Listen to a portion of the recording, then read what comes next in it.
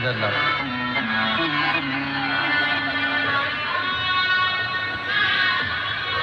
पहले ये हाथ का फोटो देखिए जिसमें से हाथों की नस फट रही है और उसमें से ब्लड निकल रहा है।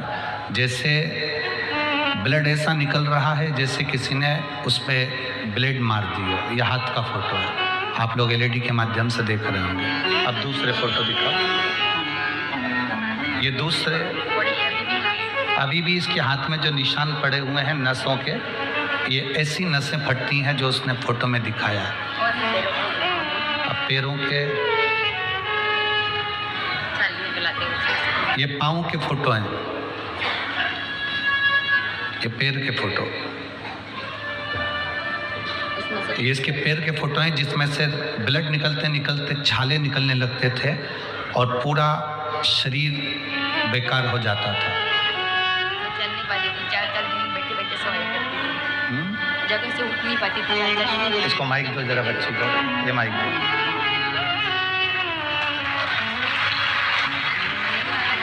मैं यहाँ समझने का मदद कर रही हूँ 7 दिनों से।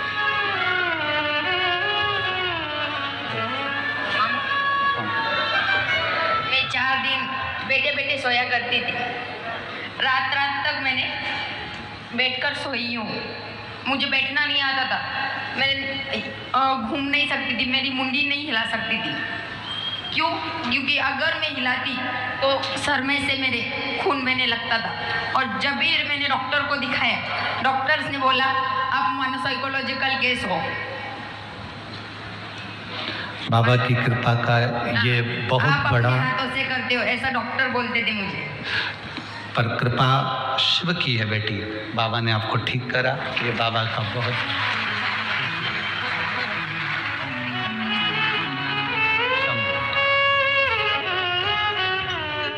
शिव कृपा। शरीर की नसें फट जाना, पाँव में पूरे में छाले, ब्लड निकल निकल के सिर के बालों में से खून बहना, शरीर में से रक्त बहना, इस सब उसने अपना पूरा पता वगैरह भी लिखा है, मोबाइल नंबर भी लिखा है उस बेटी ने। मेरा नाम पल्लवी समाधान चौहान है। मैं नांदगांव नासिक से हूँ, नांदगांव नासिक की रहने वाली हूँ। उसने अपना पूरा एड्रेस पता सब लिखा। शिव तत्व है, अवघड़ी है शिव। आप विश्वास लेकर एक भरोसे के साथ अगर शिव जी पर एक बेलपत्र समर्पित कर रहे हो, एक लोटा जल जब आप देव अधिदेव महादेव को चढ़ा रहे हो, उसका आचमन कर रहे हो, तो मेरा बाबा हाथ छोड़ता नहीं है, फिर पकड़ कर ही रखता है, पकड़ कर ही रखता है।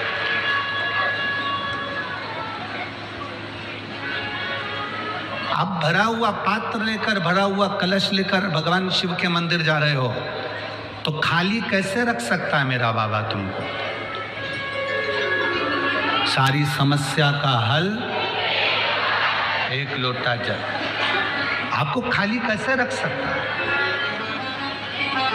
आप जब शिव के दरवाजे पर जा रहे हैं, भगवान शंकर के द्वार पर जा रहे हैं, आप शिव महापुराण की कथा में बैठकर कथा का रसपान श्रवण कर रहे हैं, उसकी चौखट तक आप 2 कदम 4 कदम 10 कदम चलकर गए हो, तो वो भी तो तुम्हारे दरवाजे पर कैलाश को छोड़कर तुम्हारे द्वार पर चलकर जाएगा ही। एक विश्वास जागृत करिए, अपने भीतर का भरोसा जागृत करिए। उस बेटी ने लिखा, मुझे कथा पर इतना विश्वास था कि अब मैं कथा में ही मेरा शरीर ठीक होगा, ये बाबा पर मुझे भरोसा था। और नासिक से कथा सुन रही हूँ, आज मेरा बाबा ने मुझको ठीक करा। आज प्रणाम कर कर मैं अपने घर बाबा को नमन कर, प्रणाम कर कर जाती हूँ। हर कथा में कथा सुनने के लिए 1 दिन आई, 2 दिन आई, कहीं 3 दिन आई, पर कथा का रस तत्व मैंने श्रवण किया। पंडाल में आने पर, पंडाल में बैठकर कथा श्रवण करने पर क्या मिलता है, क्या देता है मेरा भोले भंडारी, हम तो आज चले जाएंगे यहाँ से। हरि विट्ठल का नाम लेकर पंजाब बठिंडा के लिए निकलेंगे।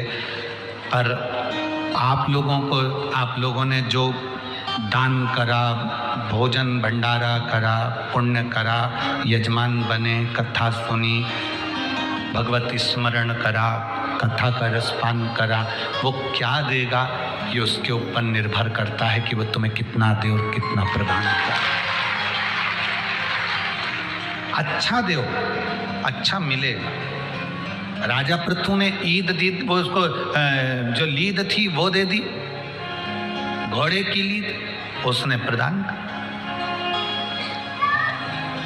उसको घोड़े की लीद मिली। अब ये कोई उपाय हो सकता है?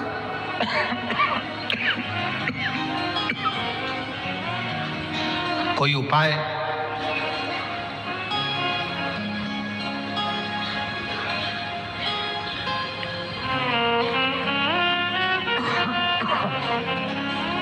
ऐसा कोई उपाय जिससे एक घोड़े की लीद मुझे खाना ना पड़े। राजा पृथु पूछ रहे हैं संत से कि ये घोड़े की लीद मुझे ना खाना पड़े, इसका कोई उपाय है?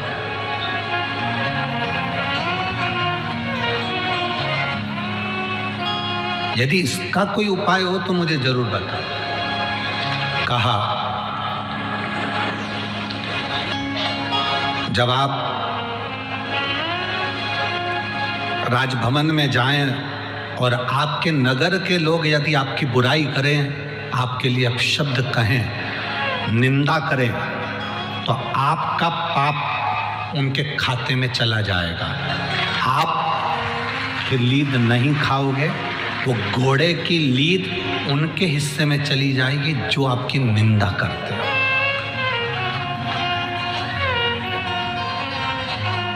आपको कितना बुरा लगता है? संसार में जन्म लेने वाले मनुष्य को कोई निंदा कर दे, कोई अपशब्द कर दे तो बुरा लगने लगता है ना। उस समय पर आपको प्रसन्न होना चाहिए कि आपके पाप का आधे से ज्यादा हिस्सा उसके खाते में चला गया है।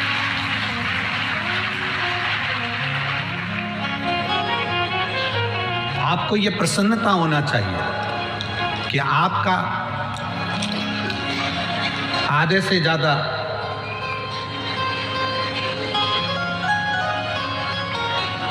पाप का हिस्सा दूसरे के खाते में पहुंच गया।